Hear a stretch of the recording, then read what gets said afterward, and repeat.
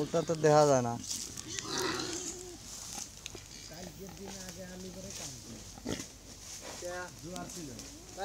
হ্যাঁ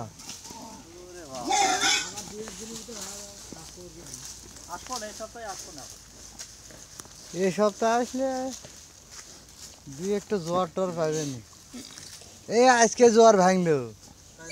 হ্যাঁ খেলায় আধা ঘন্টা করে চড়ে থাকে পিঠের উপরে।